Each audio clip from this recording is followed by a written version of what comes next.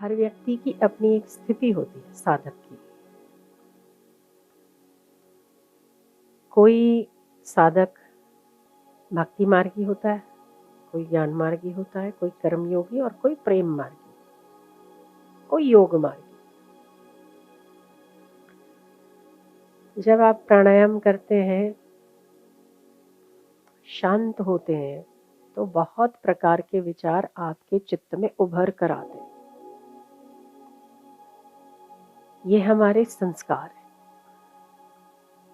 तो कभी विचलित नहीं होना चाहिए। जब ध्यान में आप बैठे हों और ध्यान में कोई अजीब सी आकृतियां या कुछ अजीब से विचार आपको उत्पन्न हो, तो परेशान होने की ज़रूरत नहीं है। जैसे समंदर में कचरा भी होता है तो मोती भी होता है।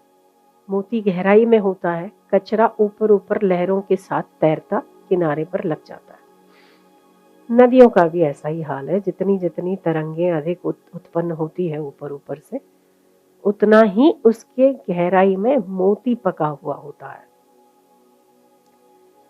तो विचलित होने की आवश्यकता नहीं है। जब आप ध्यान करते हैं तो आपको बहुत प्रकार के विचार आते हैं। कभी काम के आएंगे, कभी भूख के आएंगे, कभी लोभ के आएंगे, कभी किसी में आसक्ति हो गई तो अति आसक्ति हुई तो राग के विचार आएंगे। उस व्यक्ति की आकृतियां दिखेगी जिसके प्रति राग होगा, जिसके प्रति द्वेष होगा उसकी भी आकृति दिखेगी। तो ये अवस्था है, इससे विचलित नहीं होना। पर कोशिश ये करनी है कि फिर से, जैसे ये आपको बहुत ही सरल तरीका बताया शांत होने का, वैसे श्वासोश्वास का जप होता है, सोहम का जप होता है, भगवान नाम का जप होता है, तरीके बहुत सारे हैं। पर सबसे अच्छा और सरल तरीका है प्राणों को सूक्ष्म करते हुए योग सिद्ध करना। योग मतलब, योग का अर्थ केवल एक नहीं होता। योग का अर्थ होता है कि जीव को शिव में मिलाना। ये ज्ञान वाले योग का अर्थ है।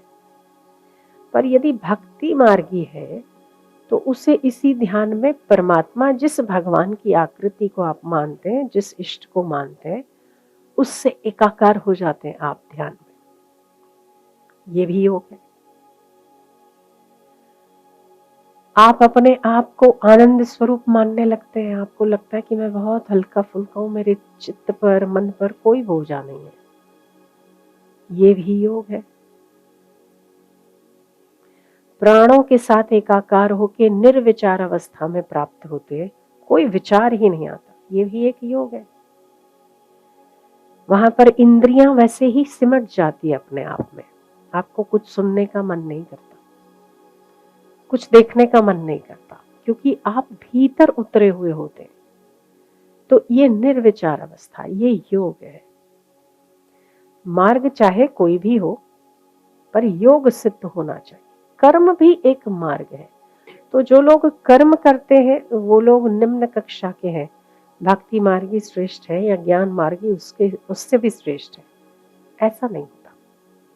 पर हाँ, इतना जरूर है कि कर्म मार्गी ध्यान के द्वारा समत्व को प्राप्त करे, कि कर्म करते हुए भी समता कैसे आए, इस बात पर विचार करें। ध्यान मार्गी श्वासोश्वास की गति को, चित्त का निरोध करे, श्वासोश्वास की गति को देखे। हर कुछ समय में ध्यान श्वासोश्वास पर लगाए।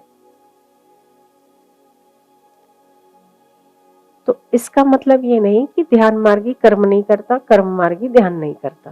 पर ध्यान एक ऐसी अवस्था है, अपने अपने मार्ग में व्यक्ति को आगे बढ़ाती है।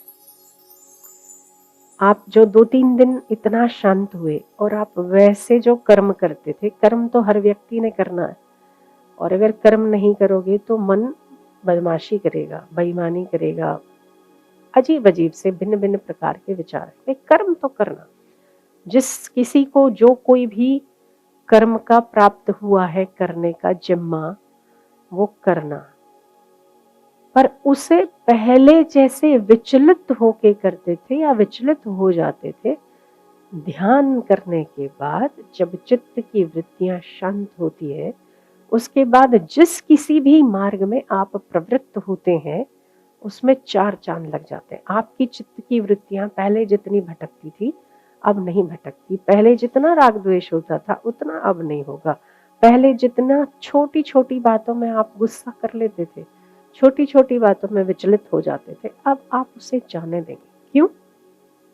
क्योंकि आपको अपने आप पर तरंगों को देखते हुए कई प्रकार के संस्कारों को छोड़ देने की या चलते रहने देने की आदत या अभ्यास बना। तो शुरुआत आपने अपने आप के अभ्यास से की। ध्यान मतलब अपने आप का निरीक्षण करना है।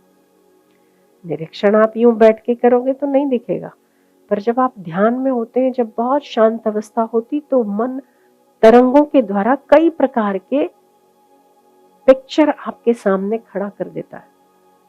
ये कहीं बाहर से नहीं आए, कोई और ने नहीं भेजे, कोई और कुछ नहीं कर रहा है। ये आपके भीतर कभी न कभी पड़े हुए संस्कार बीज रूप में जो भीतर घुसे हुए, वो बाहर आते हैं। हम लोग परत पर परत चढ़ाते जाते हैं। जैसे बहुत प्रकार के संस्कार है, पर हम लोगों ने परत चढ़ा दी, नहीं नहीं नहीं, ऐसा नहीं, ऐसा ही होगा, नहीं ऐसा नहीं, ऐसा होगा। तो जब हम ध्यान करते हैं, तब हम अपने आपके साथ मिल रहे होते हैं। हम एक्चुअल में हैं क्या? तो सबसे पहले तो जो गंदगी होती है वो निकलती है, वासनाएं होती है वो दूर होती है। तो घबराने की जरूरत नहीं है, अटकने की जरूरत नहीं है। आपका जो मूल तत्व है वो आप स्वयं में ईश्वर है। पर ये हम जानेंगे कैसे? जब कचरा साफ हो जाएगा तब जानेंगे। ये बात की अवस्था है, अभी हम उसकी चर्चा में नहीं जाते। अभी हम केवल इतना कहते हैं कि संस्कार हमारे केवल इस जन्म के नहीं, पूर्व जन्म के संस्कार है, वो जो कि उभर कर आपके सामने आते हैं।